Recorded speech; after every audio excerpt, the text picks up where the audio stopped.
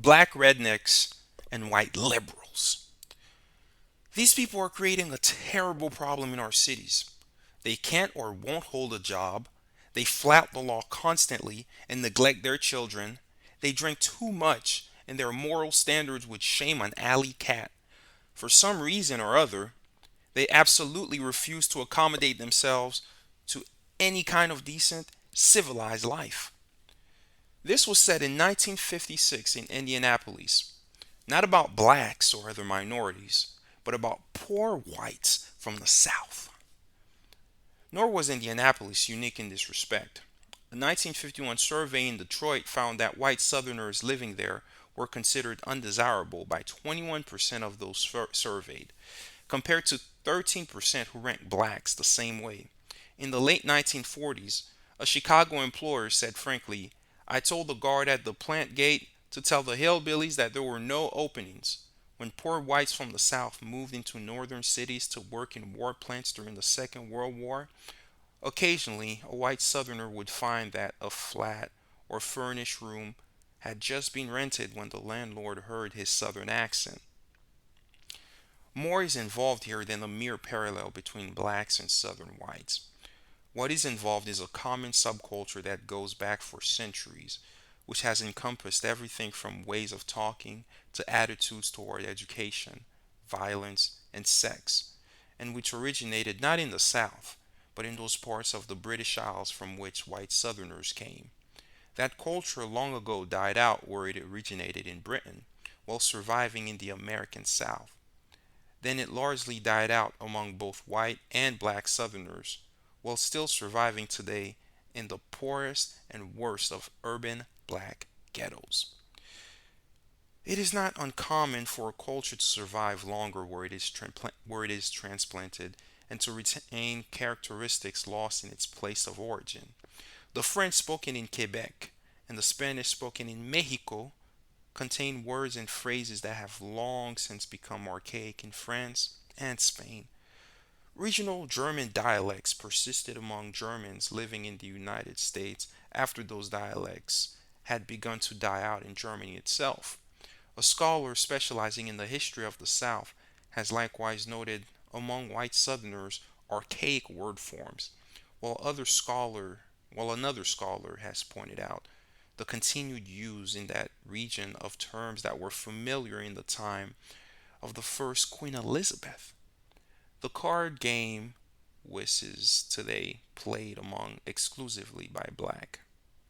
The card game whist is today played almost exclusively by blacks, especially low income blacks, though in the 18th century it was played by the British upper classes and has since then evolved into bridge.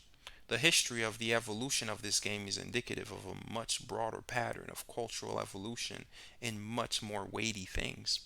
Southern whites not only spoke the English language in very different ways from whites in other regions, their churches, their roads, their homes, their music, their education, their food, and their sex lives were all sharply different from those of other whites.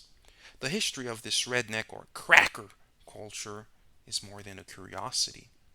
It has contemporary significance because of its influence on the economic and social evolution of vast numbers of people, millions of blacks and whites, and its continuing influence on the lives and deaths of a residual population in America's black ghettos, which has still not completely escaped from that culture. From early in American history, foreign visitors and domestic travelers alike were struck by cultural contrast between the white population of the South and that of the rest of the country in general, and of New England in particular.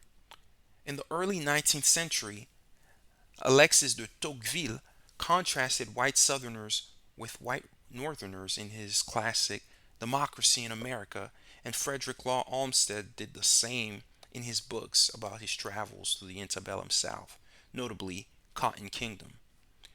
De Tocqueville set a pattern when he concluded that almost all the differences which may be noticed between the Americans in the southern and in the northern states have originated in slavery. Olmsted likewise attributed the differences between white Southerners and white Northerners to the existence of slavery in the South. So did widely read antebellum Southern writer Hinton Helper, who declared that slavery, and nothing but slavery, has retarded the progress and prosperity of our portion of the Union.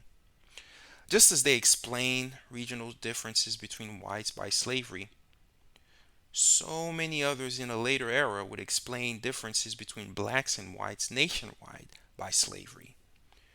Plausible as these explanations might seem in both cases, they will not stand up under a closer scrutiny of history. It is perhaps understandable that the great, overwhelming moral curse of slavery has presented a tempting causal explanation of the peculiar subculture of the Southern whites, as well as that of blacks. Yet this same subculture has existed among Southern whites and their ancestors in those parts of the British Isles from which they came from, long before they had ever seen a black slave. The nature of this subculture among people who were called rednecks and crackers in Britain before they ever saw America needs to be explored before turning to the question of its current status among ghetto blacks and how developments in the larger society have affected its evolution.